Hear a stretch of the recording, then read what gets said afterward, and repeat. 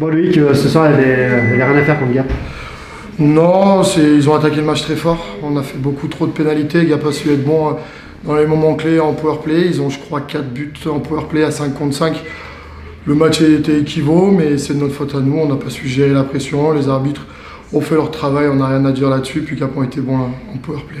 Quand vous expliquez, vous n'avez pas su répondre à l'intensité qu'a mis Gap dans le match. Ouais, Gap, on va dire qu'il mettait quand même beaucoup d'intensité. Nous, on a notre voyage de Mulhouse, c'est pas une excuse, mais plus le voyage d'aujourd'hui, on avait quand même mal aux jambes. Le Gap le savait, donc ça arrivait fort et on n'arrivait pas comment on peut se dire, on n'arrivait pas à suivre le rythme, on va dire. C'est ça, puis à suivre le rythme. Puis Gap ont été très bons aujourd'hui, il n'y a rien à dire. Du coup, maintenant, il faut vite se tourner vers le match de Coupe de France à Chambéry. Ouais, match mercredi, ouais, mais on a off demain matin. Lundi, mardi, on s'entraîne, mercredi, on va à Chambéry. Ça va être un match dur, parce que quand on joue contre une D1, c'est leur match de l'année, donc ils vont se donner à 100%, mais si on joue notre jeu, ça devrait le faire.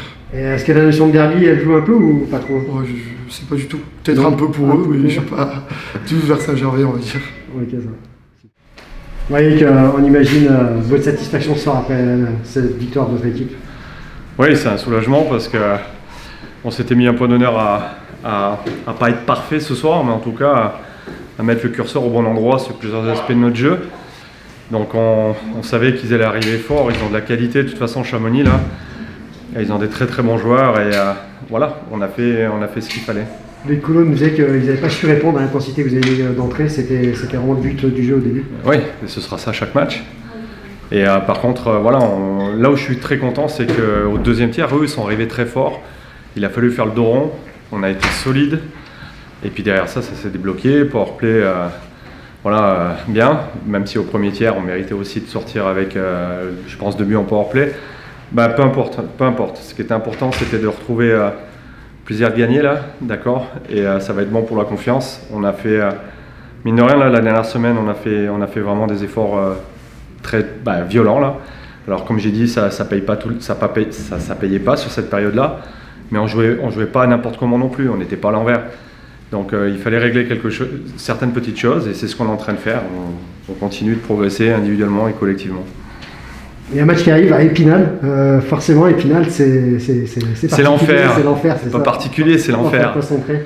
C'est impressionnant, moi j'ai vu les 2 premiers matchs qu'ils ont fait à domicile cette saison, patinoire pleine, il y a plus de monde que certaines patinoires en Magnus, ils ont des très bons joueurs.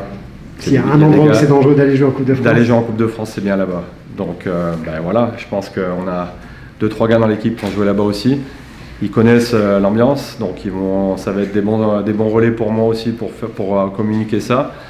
Moi j'ai connu ça en jouant la finale là-bas contre Épinal. Donc non, c'est un gros challenge, hein, vraiment c'est un gros challenge.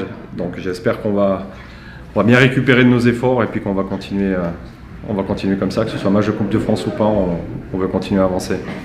Mais on a hâte, je peux vous garantir qu'en bas ils ont tous hâte d'être à mardi.